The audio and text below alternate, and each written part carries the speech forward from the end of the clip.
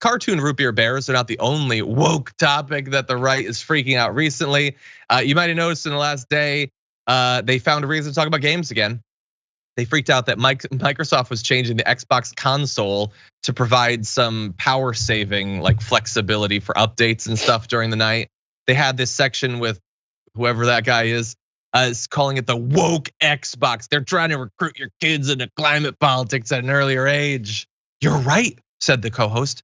They're going after the children because this private company that is not involved in the climate stuff or at all, I don't understand what you're talking about, is making it so that it'll do its updates at a time of the night where it'll use more renewable energy.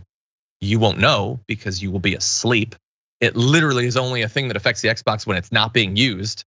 But anyway, they found 1 day's worth of news to pull out of that. Miranda, I hear that you're a gamer. What do you think about the Xbox going woke? I think it's such a reach, and if they think their kids are even going to know that this change is going to take place, they're kidding themselves. And I think they do know, obviously, they know these things and they're spouting this nonsense anyway. I didn't even know this was a change, and I'm an adult who works in news.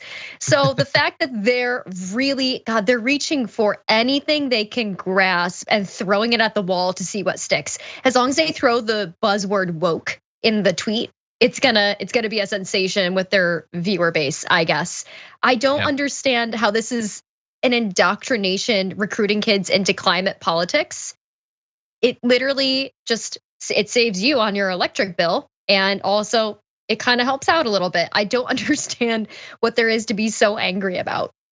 You must not be a conservative, Ben.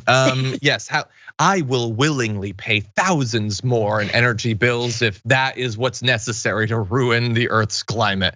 What a stupid way to live your life. Again, aren't they supposed to be against video games? Video games are violent and they're the tool of the devil and all that.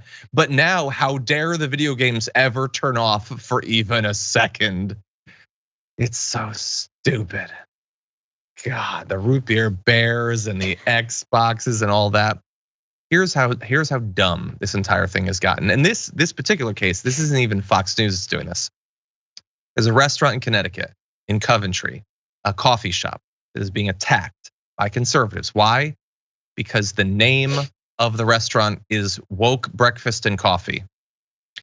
It isn't a political thing. It isn't an ideological or leftist thing. It was named that by the woman who opened it because you can wake up and have a coffee, woke breakfast and coffee. And also, if we can jump ahead of the logo, she liked the idea that the O could be an egg. That's it.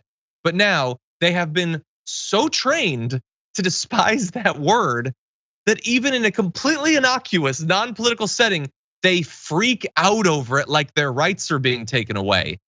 It's a place that you can get some scrambled eggs and toast. That's all it is. You can put down the pitchforks, America. Miranda, final thoughts?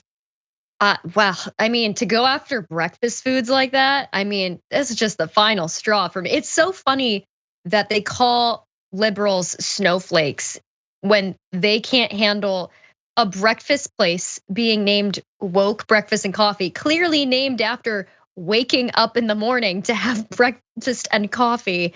And they can't, you're right, they've been trained to hate that word so much that they see it and it's just like this visceral reaction that they have, that it's like a almost ingrained in their DNA now to just have a very strong reaction to the word woke in any situation, no context, just like kill on sight. 100%. Yeah, by the way, Carmen Quiroga is the woman who started this restaurant.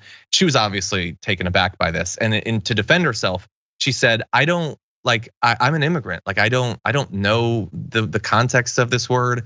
She said, and it's quoted in there, she says, I'm a Mexican. And I just thought, that's not gonna help you when it comes to the conservatives. I feel like you've just opened up a whole new avenue of abuse for yourself. But anyway, it seems like a lovely restaurant. If I ever make my way back to Connecticut, I'm gonna try to track it down and have some totally non-political eggs and coffee.